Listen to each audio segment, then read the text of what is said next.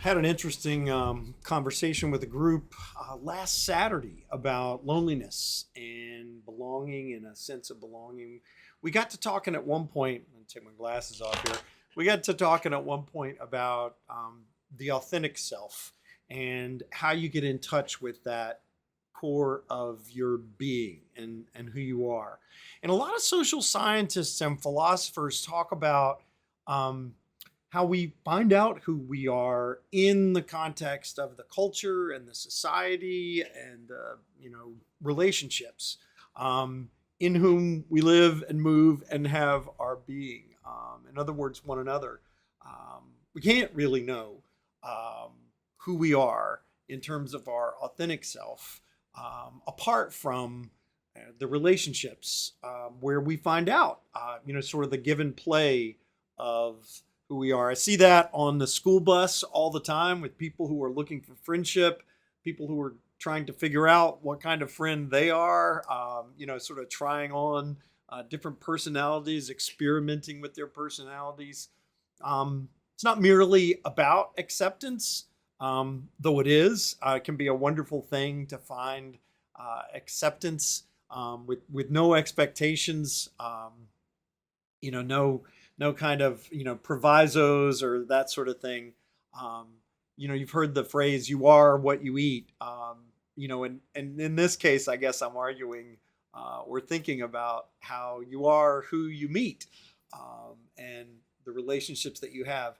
And if that's true, and I think there's something there, then it's really important that we take care of our relationships and that we nurture our relationships because again, that's how we discover who we are, and particularly when we get into trouble. You know, we're gonna be looking at a passage from Matthew 18 that talks about reconciling and repairing relationships, which is our theme this Sunday, March 22nd.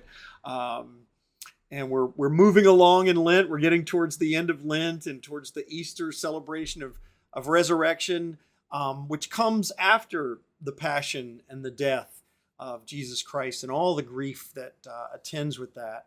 Um, Finding out who we are in relationship is not merely about the affirmations that we might receive that kind of build us up, but it's also about running into roadblocks where we reject certain parts of who we might be.